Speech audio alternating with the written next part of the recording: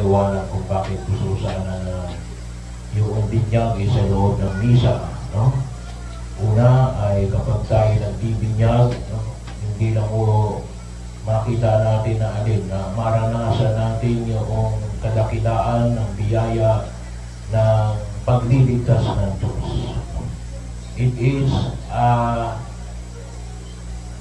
experience of the community of the people of God.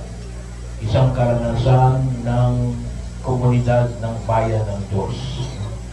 Tayo, nalulungkot tayo kapag yung kapitbahay nyo ng iba ng sekta. No? Ramdam na ramdam natin yun. No? Pero naramdaman ba natin kapag may isang bininyagan? No? Kasi naging kabahagi ng ating simbahan. No? So, wala tayong karanasan nun bilang bayan ng Diyos. No? Kaya nais ko na sana ay yung pagbibinyag ay maranasan sa loob ng ng banal na pagdiriwang ng misa. So, kaya din po, no? Hindi na nga ako nagpapaseminar kapag yung bibinyagan ay sa loob ng misa. Daig pa nun ng seminar no? Nagsimba kayo, no? Yung iba kasi seminar ng seminar, hindi lang ang pinakikinggan, no? Kaya ako tayo sineseminar, sana mo ay makapakinggan natin. Mamaya na po, kaya na pa kayo hinihintay, no? Pinapaliwanag ko lang, no? Para ho maintindihan ng tao at sana maintindihan ninyo kung bakit kayo sinasama, no? Sa loob ng pagdiriwang ng misa, no? Para maramdaman natin yung kagalakan, hindi lang kayo ang nagagalak, lahat tayo magagalak, no?